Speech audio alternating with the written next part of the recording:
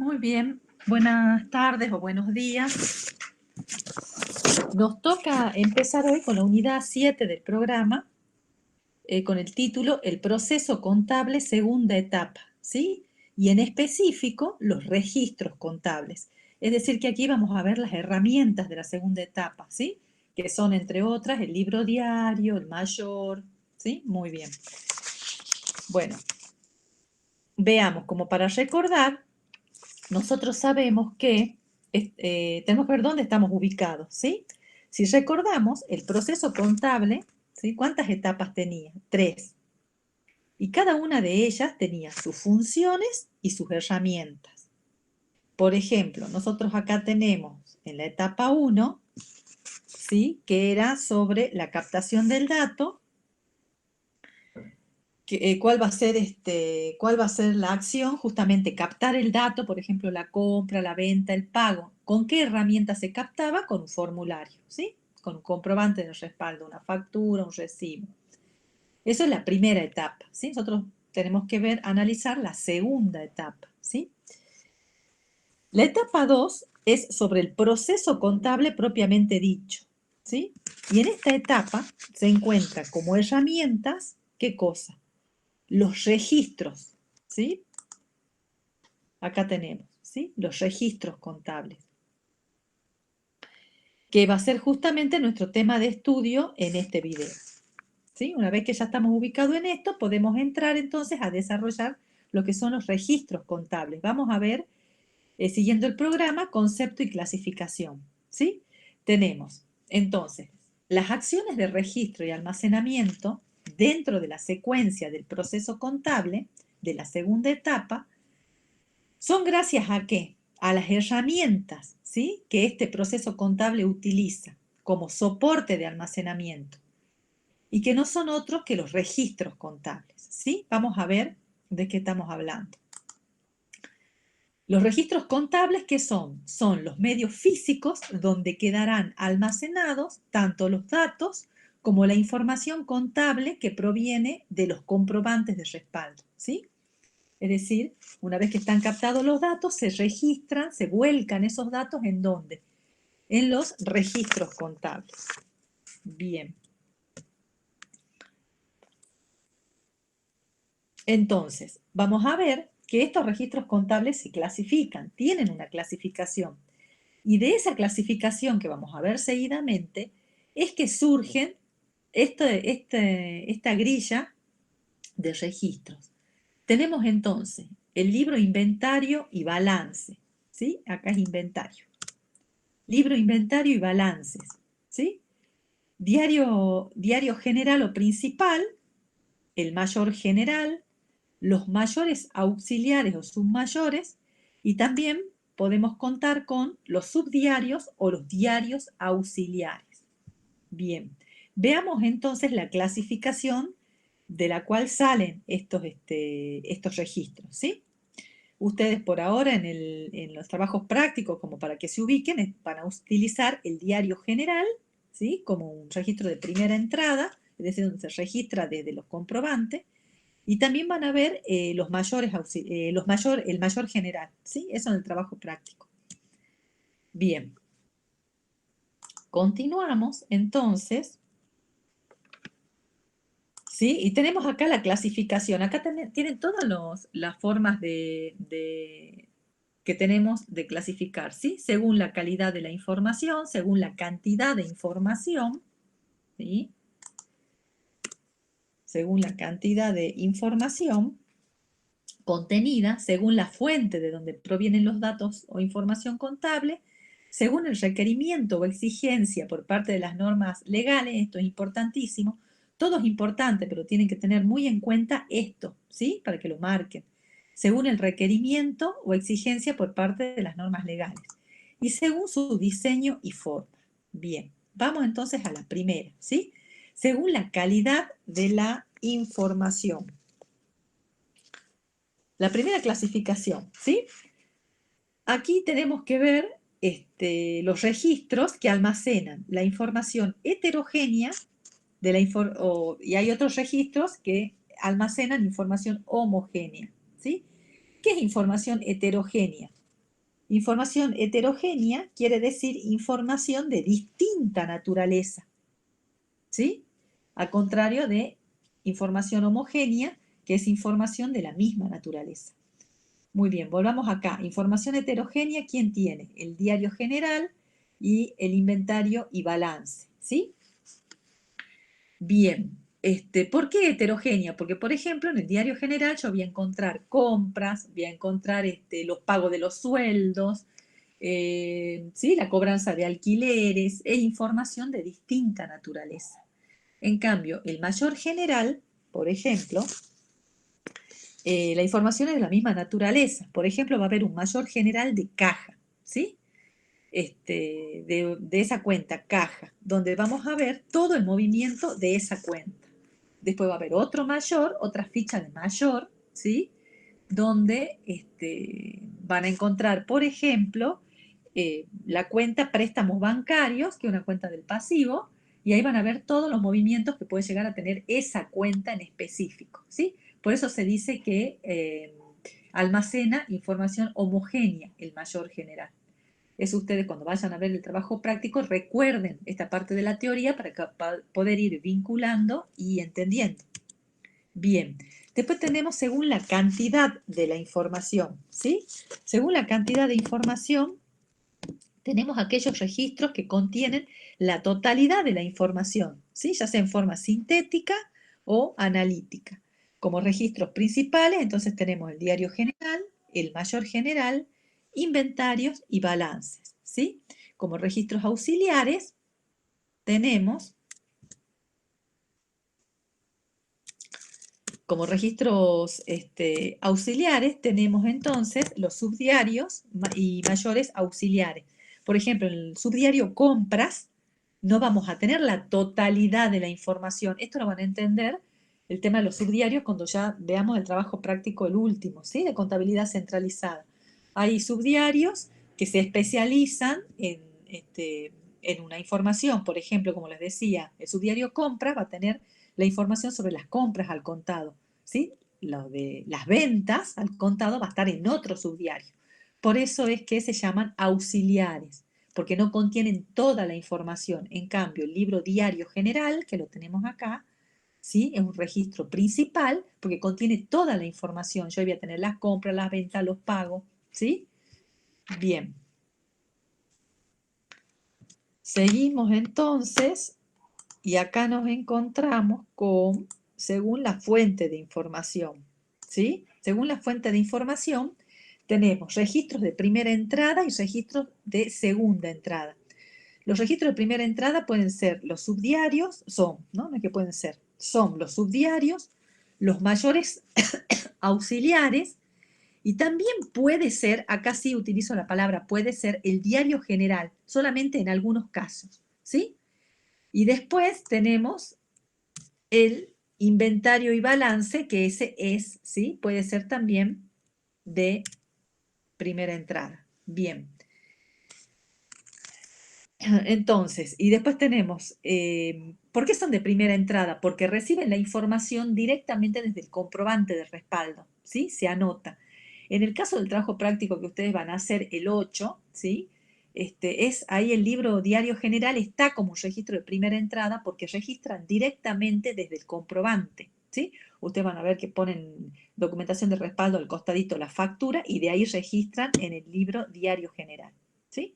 En cambio, hay otros sistemas de registración, si estamos usando subdiarios. En ese caso, el diario general va a pasar a ser de segunda entrada. Eso tengan en cuenta, anótenlo. Todavía no está terminado el tema para que lo comprendan, pero por lo menos váyanlo teniendo en cuenta, ¿sí? Y después tenemos los registros de segunda entrada, ¿sí? Que ahí tenemos, sí o sí, siempre es el mayor general, puede ser el de inventarios y balance en algunos momentos, porque fíjense que está en los dos, ¿sí? Ya vamos a ver. Y después tenemos el diario general, también aparece acá en algunos casos. ¿Qué casos van a ser que el diario general es de segunda entrada? ¿Qué dijimos? Que era cuando se usaban subdiarios, ¿sí? Si el sistema de registración usa subdiarios, el diario general va a ser de segunda entrada. Si el sistema de registración que estamos utilizando no tiene subdiarios, el diario general va a ser de primera entrada. ¿Por qué se llama registros de segunda entrada? Porque la información que recibe viene trasladada desde otro registro anterior, no desde la documentación de respaldo. El ejemplo más claro que ustedes van a tener esto es del mayor general. ¿De dónde toma la información el mayor general? De otro registro, ¿sí? Del libro diario general. En el mayor general no se registra desde los comprobantes, no. Al mayor general entra la información desde un registro anterior, por eso se llama de segunda entrada, ¿sí?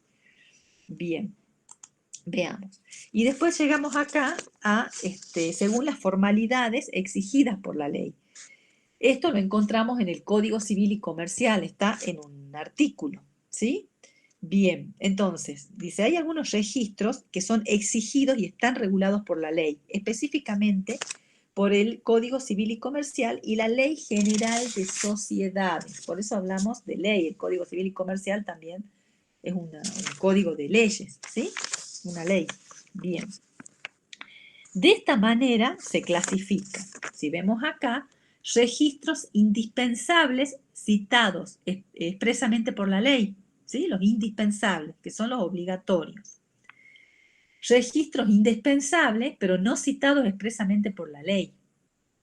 Y después tenemos otros registros no indispensables, ¿sí? Entonces, si ustedes se fijan, tenemos registros indispensables. Dentro de los registros indispensables son el libro diario y el inventario y balance, y esos son específicamente nombrados por la ley. Es decir, son indispensables, ¿sí? Indicados así por el Código Civil y Comercial, dicen que son indispensables, y además como los nombran, como dice diario general y libro de inventarios y balances, están citados expresamente por la ley. Después hay otros registros que también son indispensables, ¿sí? Que son llamados indispensables por el Código Civil y Comercial, pero no los cita expresamente, ¿sí? Pero se comprende, digamos, quedan englobados dentro de esta clasificación el mayor general y los subdiarios, ¿sí? Bien. Y después tenemos otros registros no indispensables, ¿sí? No indispensables, que ya vamos a ver por qué se llaman así, son los submayores o los mayores auxiliares. Todo esto, de todas maneras, está desarrollado en el libro cabecera que utilizamos, que es Héctor Ostengo, el sistema de la información contable, ¿sí? Bien. Ahora bien, vamos a transcribir ese artículo, ¿sí? ¿Qué dice el artículo 322? Dice, ¿ve? Son registros indispensables, ¿sí? Los nombra así. ¿Quién? ¿Cuáles? El diario, ¿sí? El libro inventario y balances, ¿sí? Ahí están, por eso están expresamente nombrados, ¿ven? Son indispensables y expresamente nombrados. Y después dice, ¿a qué también son indispensables? Aquellos que correspondan a una adecuada integración de un sistema de contabilidad y que exige la importancia y la naturaleza de las actividades a desarrollar, ¿sí?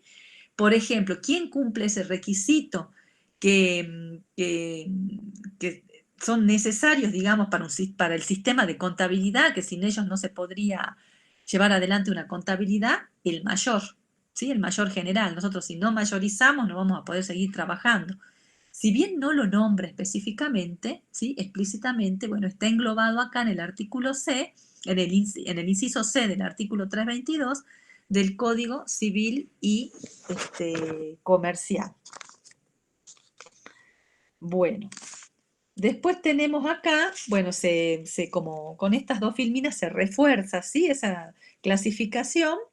Tenemos entonces el diario y el inventario y balance, que son indispensables y expresamente citados en la ley, ¿sí? Y después tenemos los indispensables no expresamente citados en la ley, que son los del inciso C del artículo 322. El ejemplo clásico es el libro mayor. Bien. Continuamos entonces. Continuamos con la siguiente clasificación, ¿sí? La siguiente clasificación nos lleva a, según su forma o diseño. Bueno, esto también responde a una exigencia que pone el Código Civil y Comercial, ¿sí? Hay registros que tienen que estar encuadernados, ¿sí? Y hay otros que se pueden mantener en hojas sueltas. ¿Quiénes tienen que estar encuadernados por exigencia del Código Civil y Comercial? El inventario, el libro inventario y balances, ¿sí?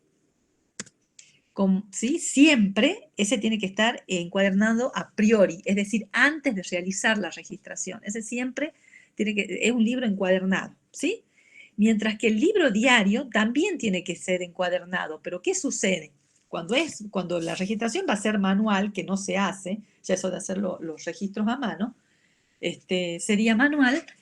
Sí, tengo que comprar y habilitar un libro, ¿sí? Encuadernado. Pero ¿qué pasa cuando llevo la contabilidad por un sistema contable? Yo hago la contabilidad en la computadora, ¿sí? Y doy un ejemplo burdo, ¿sí? Que no podría ser, no puedo imprimir en un libro, ¿sí? ¿Cómo voy a hacer para imprimir en un libro? La única forma de imprimir, ¿cuál es? En hoja suelta, en la impresora. Bueno, en ese caso se permite, digamos, lo que se hace es, se lleva la contabilidad en un sistema informático, pero la organización tiene que tener una resma de hojas que previamente tuvo que ser habilitada en el registro público correspondiente, foliada con todos los requisitos que exige el Código Civil y Comercial. Eso tiene que estar previo, ¿no es cierto?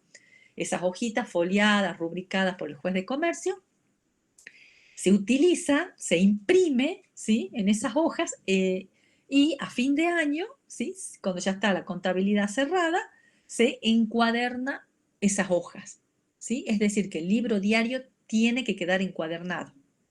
Bueno, en cambio, hay otros, como ser el libro mayor general, ¿sí?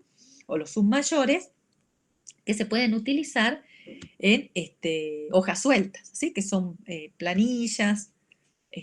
Eso no tiene la exigencia de que esté por el Código Civil encuadernado. Bien, también acá entre los registros encuadernados tenemos los subdiarios, ¿sí? Que si el sistema de contabilidad ya van a ver, pueden utilizar subdiarios o no. Si utiliza subdiarios, los subdiarios deben cumplir con los mismos requerimientos legales que se establecen para el libro diario, ¿sí? Eso tiene que estar claro. Bien, ¿qué más tenemos por aquí? Bueno, acá ya entramos, como dije yo, a las exigencias legales que se tienen que conocer, ¿sí? Por ahí parecería que no aparece explícitamente en el programa, pero este tema está incluido en estos temas, ¿sí?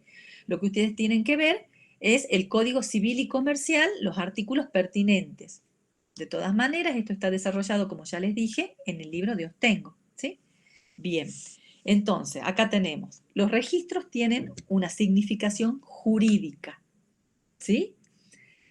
Deben tenerse en cuenta lo establecido por el Código Civil y Comercial, como así también la Ley General de Sociedades. Y a continuación se transcriben, ¿sí? O se hace mención de los principales artículos que tratan sobre este tema, ¿sí?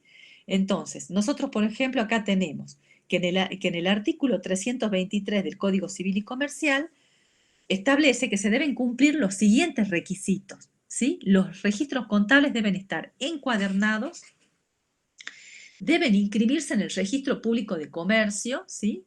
Es decir, como yo les decía, si vamos a usar hojas, si vamos a llevar un sistema de contabilidad llevado por un sistema contable, bueno, vamos a utilizar una resma de hojas A4. Bueno, esas las tenemos que llevar numeradas, es decir, tienen que estar foliadas, ¿sí? Foliar es numerar, y se la lleva al registro público para que habilite, para que el juez de comercio habilite esa resma, la autorice, la inscriba en el registro, y cada hoja va a tener la firma del juez de comercio. Eso quiere decir rubricada, ¿sí? Nos van a devolver, una vez hecho ese trámite nos devuelven, y eso es lo que nosotros tenemos que utilizar para imprimir el libro diario y que después van a ser encuadernados, ¿sí?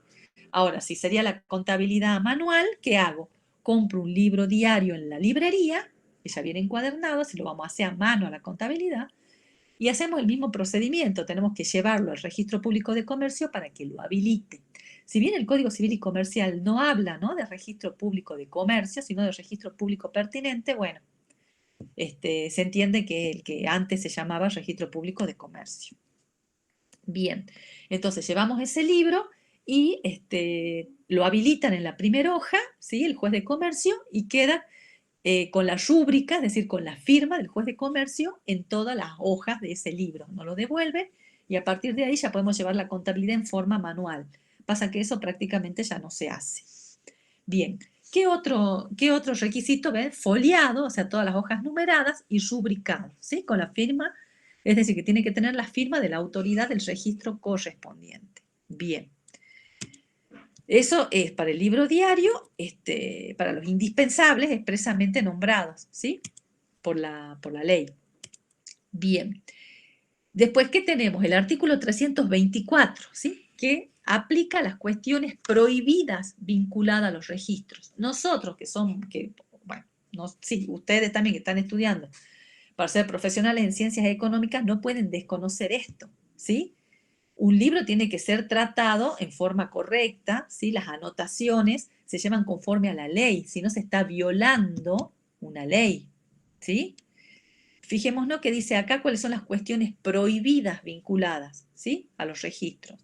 ¿Qué se prohíbe? Alterar el orden de los asientos. Los asientos tienen que estar en forma cronológica, ¿sí? Es decir, las operaciones registradas día a día, ¿sí? ¿Qué no se puede? Dejar espacios en blanco. No puedo dejar un espacio en blanco como un acta, ¿sí? No puedo dejar un espacio en blanco porque puede venir alguien y rellenar, ¿sí? Entonces no se permite que queden espacios en blanco. Tampoco se puede interlinear, es decir, escribir entre líneas. Bueno, lo escribo acá arribita. No, tiene que ser una cosa prolija, renglón por renglón, ¿sí? Si no, ese libro no va a cumplir con las exigencias legales y puede haber consecuencias graves, ¿no? Por no llevar de correcta forma los libros. Bueno, tampoco se puede interlinear, como ya dije, raspar, ¿sí? Borrar, enmendar, tachar, no, todo eso no se permite, ¿sí? ¿Qué pasa si cometo un error? Decir, bueno, anoté mal el asiento, me equivoqué la cuenta. Bueno, acá dice, todo error se debe salvar mediante otro asiento, ¿sí? Hecho en la fecha en que se advierte el error.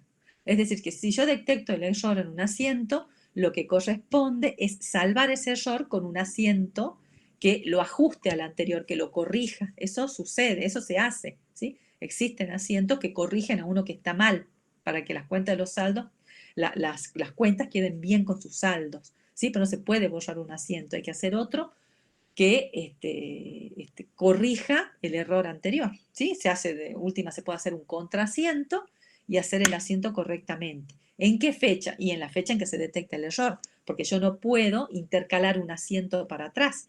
Si yo me doy cuenta, tengo un error en el asiento del día 9, me doy cuenta del día 15, entre el 9 y el día 15 tengo un montón de asientos ya hechos.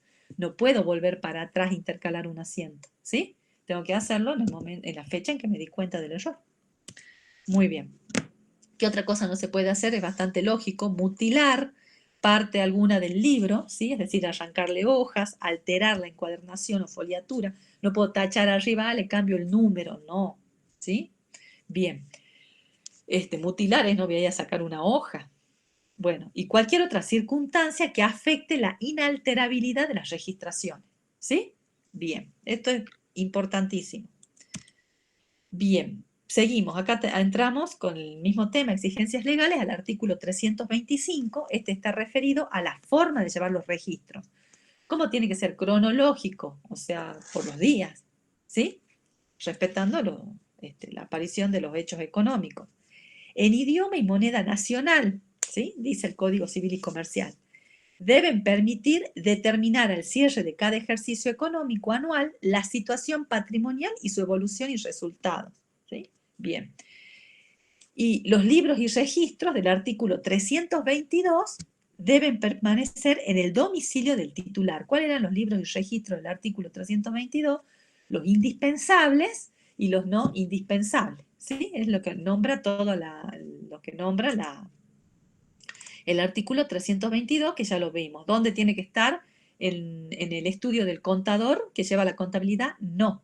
La ley te dice que tienen que estar en el domicilio del titular. ¿Sí? Bien. Ahora bien, seguimos viendo, ¿sí? Y por último llegamos al artículo 328 del Código Civil y Comercial, que explica los plazos de guarda o conservación. ¿Sí? ¿Cuánto tiempo tengo yo que guardar la organización? No yo, ¿sí? Que tiene que guardar sus registros, como así también la documentación de respaldo. Fíjense, la ley dice, es decir, el Código Civil y Comercial dice que el plazo general es de 10 años. ¿Sí? Bien, con esto llegamos al final de la exposición. Vamos a continuar en otro video ya profundizando sobre los registros. Espero que le haya sido de utilidad.